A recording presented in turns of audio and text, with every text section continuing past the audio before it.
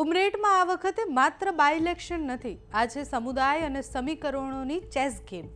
ક્ષત્રિય સામે ક્ષત્રિય ઉમેદવાર તો ઉતારવામાં આવ્યા છે, પણ પાટીદાર આમાં કિંગમેકર બનવાના છે। કયા સમીકરણ સેટ થાય છે, કયા નથી થતા, સિંહાસન પણ કોણ બેસશે, આ બહુ જ મોટા પ્રશ્નો છે। નમસ્કાર, આપની સાથે હું છું પાયલ।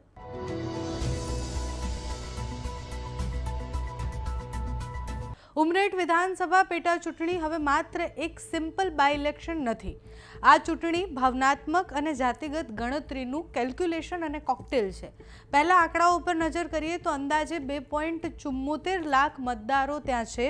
આ બેઠકમાં 40 થી 45% ક્ષત્રિય મતદારો છે, 20 થી 22% પાટીદાર મતદારો છે। અર્થાત ક્ષત્રિય પ્લસ પાટીદાર સમીકરણ બેસાડે એ જીતની નજીક પહોંચે।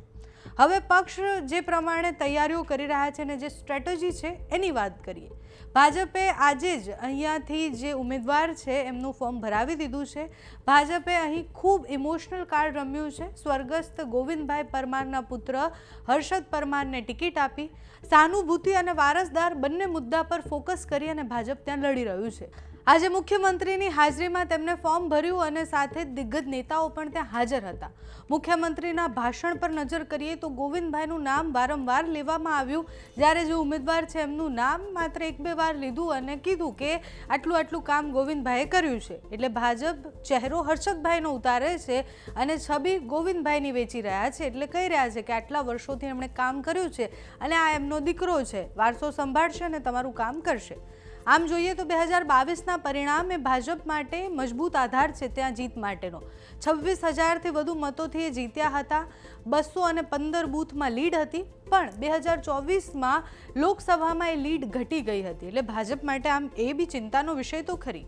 વાત અહીંયા વિપક્ષની કરીએ તો કોંગ્રેસે અહીંયા અનુભવી અને ગ્રાઉન્ડ કનેક્શન ધરાવતા ભૃગુરાજસિંહ ચૌહાણને અત્યારે મેદાને ઉતાર્યા છે। અત્યારે એ સહકારી ક્ષેત્રમાં મજબૂત નામ ગણાય છે, ગ્રામ્ય વિસ્તારોમાં પણ પ્રભાવ ધરાવે છે। કોંગ્રેસનો ફોકસ એકદમ ક્લિયર છે કે ખેડૂતોના પ્રશ્ન, મોંઘવારી, બેરોજગારી અને ખાસ કરીને સામાન્ય લોકોને અસર કરે એ મુદ્દા, પ્લસ ક્ષત્રિય અને મુસ્લિમ મતોનું સમીકરણ। જો કોંગ્રેસ આ સમીકરણ બેસાડી શકે છે તો ભાજપ માટે ખૂબ મુશ્કેલ થઈ શકે છે। આ ચૂંટણીમાં સૌથી રસપ્રદ ટ્વિસ્ટ ક્યાં આવે છે? ટ્વિસ્ટનું નામ છે જયંત પટેલ। એ મેદાને આવે તો પછી બધા જ સમીકરણો હલાવી શકે છે। જાહેરાત પણ કરી હતી કે ચૂંટણી લડવાના છે।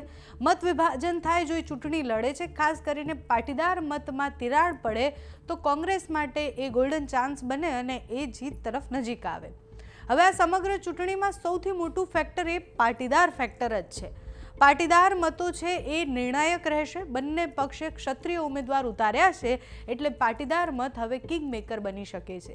જો પાટીદાર મત ભાજપ સાથે એક તરફી રહે તો ભાજપ ફરી એકવાર ત્યાં જીત તરફ આગળ વધશે। ઉમરેઠમાં લડાઈ હવે માત્ર ભાજપ સામે કોંગ્રેસની નથી, આ છે સામાજિક સમીકરણોની જંગ।